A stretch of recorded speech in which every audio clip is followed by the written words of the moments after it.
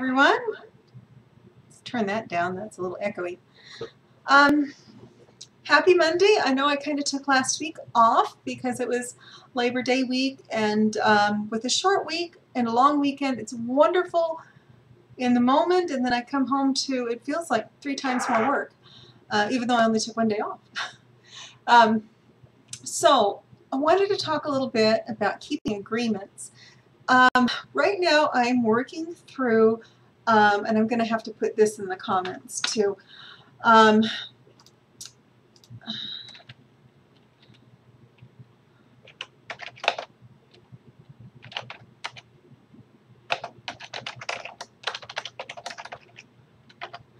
working through 108 days rituals of transformation.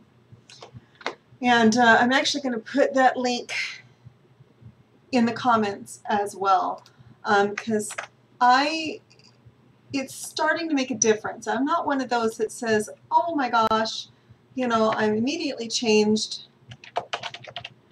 I'm more one of those that it takes time. I mean, I can make an instant decision, but it just takes time to get the Titanic to turn in the direction you want it to go. So I'm just going to put this right here. And that's on the YouTube. I will put it up on the Facebook link after the video. So the idea of this is to spend 20 minutes morning and evening reading a short lesson, and then meditating on it. And actually the meditation has been the most difficult part. The first lesson was, I'm grateful for my body. And I thought, well, I learned that in Sunday school when I was, this tall. Because that's part of my religious faith, is I'm thankful for my body. I am not my body. I have a body. I am a spiritual being having a human experience, and not the other way around. And you may be wondering what this has to do with bookkeeping, and I really think it has a lot, because one of the lessons that I just worked on had to do with keeping agreements. The catch was, it was having to do not just with keeping agreements to other people. I usually do pretty well with that. Sometimes I kind of drop the ball, and I have to deal with that after this video. Sometimes it's not very often. But occasionally it does happen. I mean, everybody's human, right? And so I wanted to talk about how important it is to keep agreements, not just to other people, because when we have other people involved, there's usually some accountability, but also to ourselves. By way of example, I kind of took most of last week off. My parents are in town, so I wanted to spend as much time as possible with them. And I also was just plain getting tired. I was getting up at 5 o'clock every morning to do my meditation and then go hike for about 2.5 hours. And I was frustrated because it takes longer than I really want it to do this hike. It's a 2.5 mile hike up, a little bit less than 2.5 miles, I guess, up the canyon there's a bench, and then just past the bench there's a footbridge, and it's just the most beautiful waterfall. And you can just sit right there. The water it's very drinkable, and I don't usually just drink water, but I happen to know that that water is tested by Pleasant Grove City. So I drink the water, and it's fresh and clean, and this is something that people pay big bucks to, and all I have to do is hike about an hour up to get to the spring. But it gets kind of challenging. The first day I'm exhausted. I went this morning, and I'm tired. This is kind of the way it is. I'm a little bit out of shape. I'm a little bit overweight. Not a whole lot, thank goodness, but a little bit. And so, it's hard work. It's hard work for me to get up there. And I know by the end of the fall, by the time the snow flies, this is going to be a quick run up. But I'm not there yet. And so I went Monday. I went Tuesday. No, I didn't go Monday. I went Tuesday, I went Wednesday, I went Thursday, and by Friday I was wiped out. And I had made that commitment to myself that I'm going to hike this every day. Didn't quite work out that way. So I took Friday off, Saturday off. I don't like to go on Saturday anyway, because there's too many. That's when everybody goes. And I don't like to talk to people. This is awful. I don't like to talk to people at 7 o'clock in the morning. I don't want to talk to anybody I don't already know before I've become well caffeinated. And this is just terrible. And I always feel a little bit nervous when there's a lot of single men on the trail and it's just me by myself. And it's not their problem. It's 100% my problem. And I'm not trying to blame anyone. I just kind of put on my grumpy face and go. So I didn't go. Didn't go Saturday, and I knew I wouldn't go. I had already told myself I wouldn't go.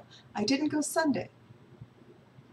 And I felt bad because I was actually planning to get up early, and by early I mean like 5 in the morning, and get on that trail before the sun rose.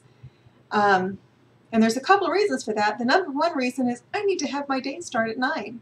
And I want to get all of this morning stuff taken care of before 9. And let's see, if I start at 5 and I spend 30 minutes on my meditation, get to the trail by 5:30 and plan for 2.5 hours, that makes it 8, and then I have an hour to get dressed and get ready for the day. So, you know, I kind of am planning all this out, and it's been taking a little bit longer than I would like. So yesterday I thought, well, I'll get up early and I will go hiking. And my alarm went off and I sat up and I thought, I don't want to go. And I thought, 5 minutes, you know, that this is deadly. 5 minutes. And I laid back down and I went to sleep. And I did not wake up 5 minutes later. It's the whole problem with going back to sleep is there's no telling. It could be 5 minutes. It could be 5 hours. It could be a week. Who knows? Taking a nap is dangerous. So I felt kind of bad that I told myself I was going to go, and then I didn't keep that agreement to myself. So that's kind of the first thing I wanted to cover. And the very first thing I had to do was kind of forgive myself, to say, you know what? I really was tired. If I hadn't been that tired, I'd only gotten 4 hours of sleep that night. I'd only gotten 4 hours of sleep the night before. I'm an 8-hour-a-night girl. And I finally just said, it's okay. I don't have to worry about what I didn't do today. I'm going to take this and learn from it. And I'm going to do better tomorrow, which was today. And yes, today I was up at 5:15. And it took a little bit longer than I wanted to take with everything that I needed to do in the morning, but it really felt good to be out on the mountain by 6:30 before most people are out there. I don't usually start seeing people out there till about 9. And it just felt good to, you know, to have that peace and to have that quiet, and also to know that I had kept a commitment that I made to myself. And I really think that's the most important piece. It's easy to keep commitments to other people because they're the ones that are right there going, what happened? You know, you didn't do this and you said you would, and what happened?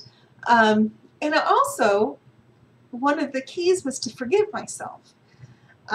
It's really easy for, I don't know about anybody else, I can only speak for myself. I have a very loud inner critic, and I call her Ethel. Because my father's mother's name was Ethel Maydell, and I really she went by Maydell, and I just knew her as Grandma. But I could never quite understand someone holding their beautiful baby girl in their arms and saying, oh, let's call her Ethel. It just never quite, I never quite understood that. I always did like her middle name, though. Maydell, I think, is pretty.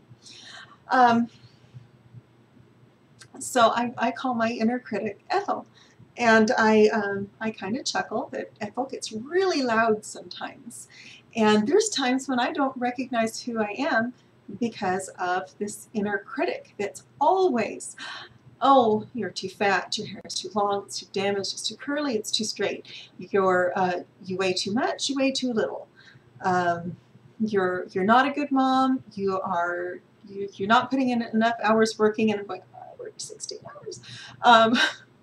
Fortunately, I haven't had a 16-hour day yet, but that may be coming. You know, everything that you don't clean your house well enough. You don't, whatever it is, that inner critic is right there to say, you are a bad person because of this. And I know kind of objectively that that's not the case. Like I said, I have a very loud inner critic, and I'm starting to learn to quiet her down and say, you know, you're right, I didn't get up and go hiking. I must really have been tired, and that means that I needed to take care of myself. Therefore, I'm going to forgive myself for this. I'm going to let go of any anger, resentment, frustration, any negative emotion that has anything to do with it, and I'm just going to go in the morning. And as I was hiking this morning, I thought, maybe I'm just biting off more than I can chew by immediately jumping into hiking every day. I don't like to go in the heat of the summer, and I don't really like to go in the middle of the winter, but I will. So maybe what I need to do is hike Monday, Wednesday, and Fridays, and have Tuesdays and Thursdays to be days that I get up early and put in extra work, because I'm a little bit behind. And I thought, you know what, that sounds really doable.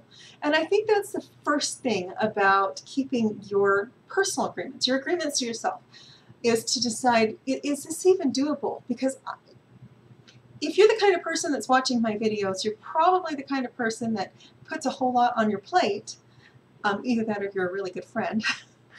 And because of that, it's very easy to get overwhelmed. And so it's very easy for me to say, oh, absolutely, I can do that. I can work 8 hours a day, and I can work out 3 hours a day, and I can take care of my kids and homeschool and go to school and take care of church obligations, and I can bring home the bacon, fry it up in the pan. You know, and pretty soon I'm looking at this going, I have 36 hours worth of things to do today in really 16 hours because I've got to sleep.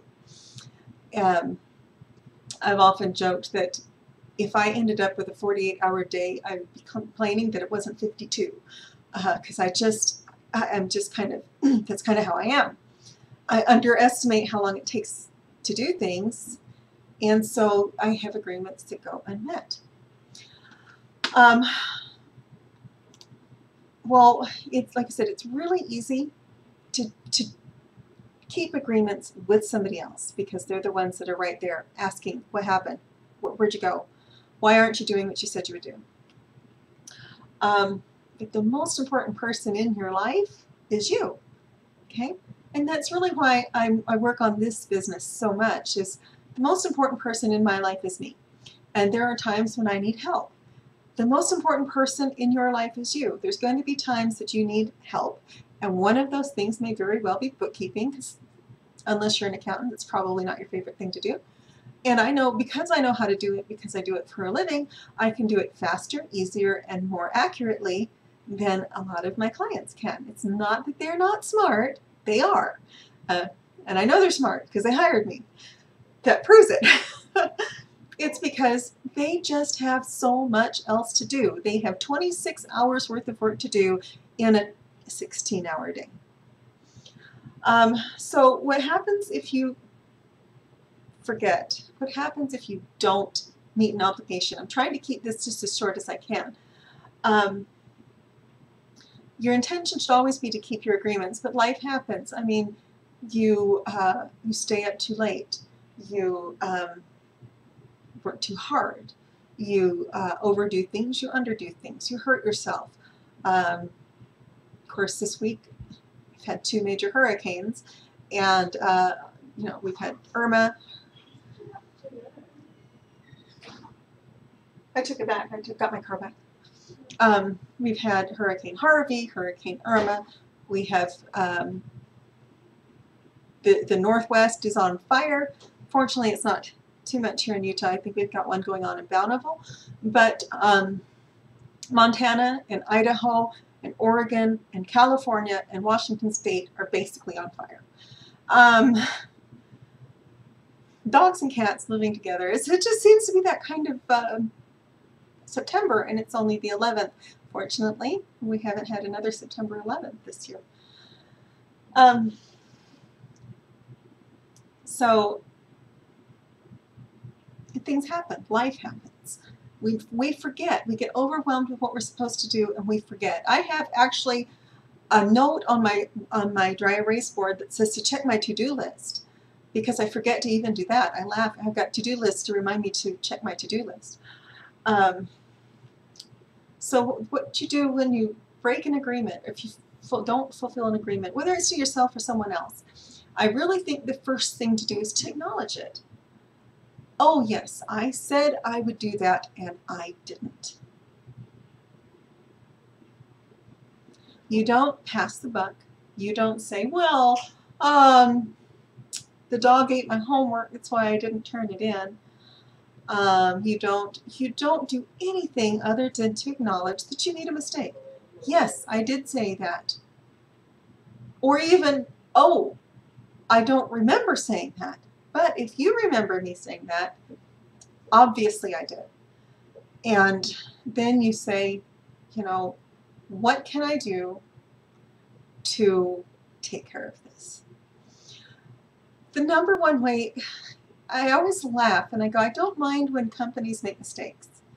It doesn't bother me at all. Everybody is human, even big corporations.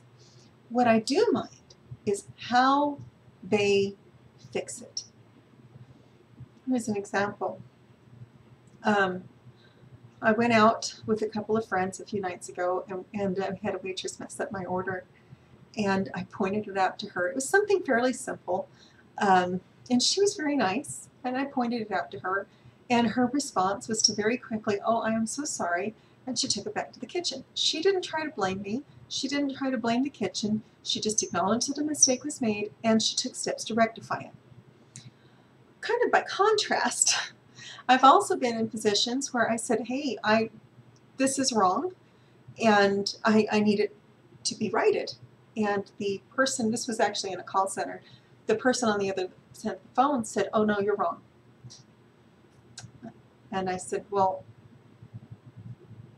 I have this in writing.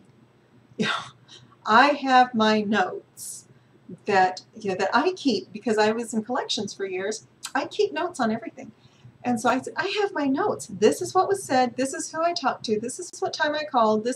And I just went down the list and I said, oh, well, you're just wrong. I said, well, then who told me wrong? Oh, we can't acknowledge basically that we did anything wrong. It happens that they're in the process of making it right, but I was just extra frustrated because they wouldn't even acknowledge that they had made a mistake. And like I said, I had everything written down. My oldest daughter had been with me when I had made the phone call the first time. And I just felt like what had happened in the past, I felt like they lost a lot of integrity. That's really what it was. When you have good integrity, you have no problems with admitting mistakes. And like I said, I have to do this in a few minutes. I was supposed to help a client with a form, and I don't file taxes myself. And I was supposed to figure this out because he sells online, and we're not quite sure how that works. And so I have to email him tonight or tomorrow and basically say, I messed up. and hope that if I can make it right immediately and apologize to him, because it's really not that I forgot, it's that I got overwhelmed, which is not his fault, it's my fault. And it's because I allowed it to happen. And it's also because, no, it's because I allowed it to happen. It's because I didn't set boundaries when I should have. So, now it's on me to say, yes, you're right, I did say this, and I did not follow through. And there's no one's fault but my own. And to try to make it right immediately, and to